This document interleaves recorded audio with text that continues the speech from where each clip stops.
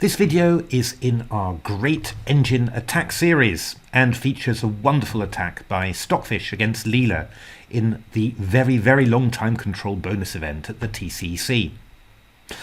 Stockfish sacrifices a piece for compensation that isn't really clear to the casual glance. However, a series of powerful moves with its major pieces really weaves together the white pieces and creates an unstoppable attacking force. After watching this video, you should have gained the tools you need to assess such long-term sacrifices, and you'll hopefully be inspired to use it in your own games as well. So let's have a look at this position. Stockfish had sacrificed a piece for a pawn. Obviously, the black king has been exposed a little bit, but it isn't certainly clear to me that that this is a winning advantage for white. However, Stockfish was assessing the position at plus 3.33, so it clearly had some ideas. My only consolation really is that Leela was just as blind as me and was assessing the position at 0.43. And to be honest, it was only after Stockfish's next move, rook f6, that suddenly I started to understand the compensation that white had in this position and to realise how dangerous it was. So black actually has three big targets in its position: the pawn on h7, the pawn on f7 and the pawn on e5, and these are actually completely interconnected. All the white pieces will eventually converge on these 3 points.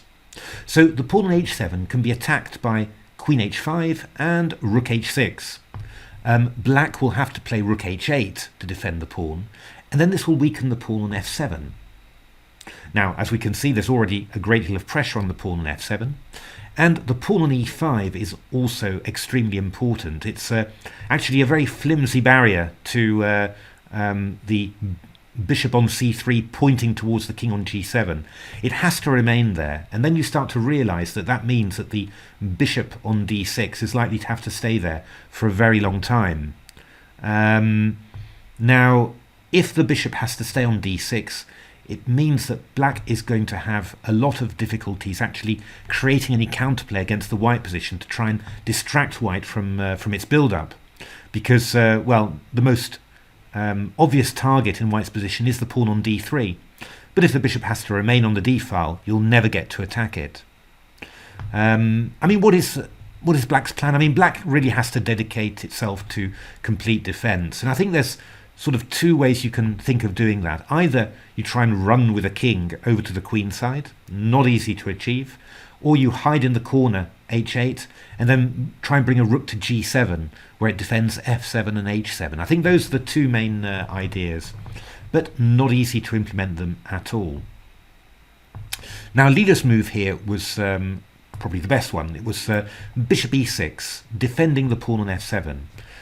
Why is that necessary right away? Well, I think you'll see when you look at some of the moves that I was looking at. I mean, I was trying to strike back a little bit more actively and exchange off this dark squared bishop. So I was looking at a few ideas. For example, a5, queen h5, and now bishop b4 from black, just trying to exchange off that bishop and also opening some attack on the pawn on d3. But this fails completely to bishop takes e5, when after queen e5, rook f7 check, the weakness of the f7 pawn is critical. Another idea for black is to play bishop c5. I like this one. Just trying to put the bishop on d4 and really block that a1, h8 diagonal. However, after queen h5, bishop d4, white's got the very simple move, bishop takes d4. If rook takes d4, we go queen h6 check, and now you start to realize why that bishop was also useful on d6. It was covering the rook on f8. So after king g8, white goes g6, and black is completely lost. H takes g6 allows rook g6, and rook f8 checkmate. If instead of e takes d4, instead of rook takes d4, sorry, I go e takes d4, which was my main idea. Then I go queen h6 check, king g8, g6, this is Stockfish's idea. I had another idea which also works, but this is much cleaner. hg, and now rook 1 f4. The rook's coming round to h4, and if you go queen f4, I go rook f4, and the other rook comes round to h4. It's going to be mate very soon. So bishop e6, pretty clear what the point of that is. defend the pawn on f7. White plays queen h5, and yeah, now black's really got to try and bolster this bishop on e6. For example, if you played a move like rook h8, then we're starting to get sacks like rook e6, check, king g8, check, king there, check, king g8, and you can try and work out a win for yourself. There are quite a few ideas, this being the most evil.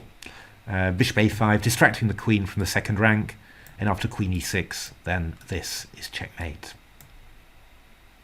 So Leela played, after queen h5, played queen e7 to bolster that bishop, and now black's looking for some sort of defense. Now actually the key move that black's looking for here now is rook g8. So for example, if I go rook f4, black plays rook g8, and this is a really flexible move. The king can come round to f8, try and escape to the queen side, or the king can come to h8, you play rook g7, and then you curl up in a ball in the corner with the rook covering f7 and h7. And queen h6, king h8, rook h4, rook g7 is comfortable for black, as is rook h4, king f8, queen h7, and then probably something like bishop c7, and then d3 is attacked. So yeah, I mean, actually what you need in this position, you need an idea to stop black from going rook g8, and well, I certainly hadn't seen this idea, and I didn't really understand it when Stockfish played it, I have to say. White goes d3 to d4. Now, I've been very wary of this move because it temporarily blocks the a1 h8 diagonal, and also after d takes c5, it seems to permanently block the a1 h8 diagonal. Because after all, there's a pawn on e5 and there's a bishop on e6, solid as a rock, stopping it from advancing. Only, yeah, what if black plays the ideal defensive move rook g8? In that case, we've got d takes e5, bishop b4, and rook takes f7 check.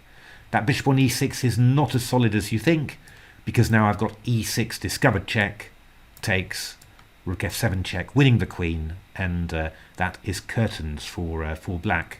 Takes, king h8, e7 intermediate, followed by taking the bishop, and it's all completely awful. So yeah, I mean, this move d4 is, you could call it prophylaxis against this rook g8 move, and it's actually very hard to find any sort of idea for black. Now, I was looking at the move bishop c7, just to try and keep things together, and now we actually see another amazing idea for white.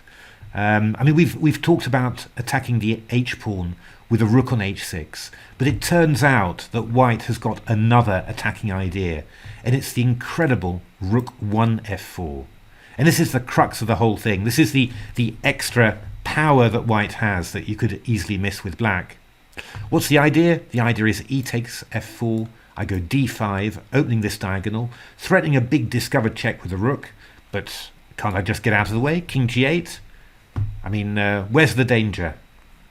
Well, here's the danger. Queen h7, rook h6 check, and rook h8 mate. And this is the crux of the combination. This is why Stockfish's idea works, which is quite incredible when you think how far ahead it had to see this stuff.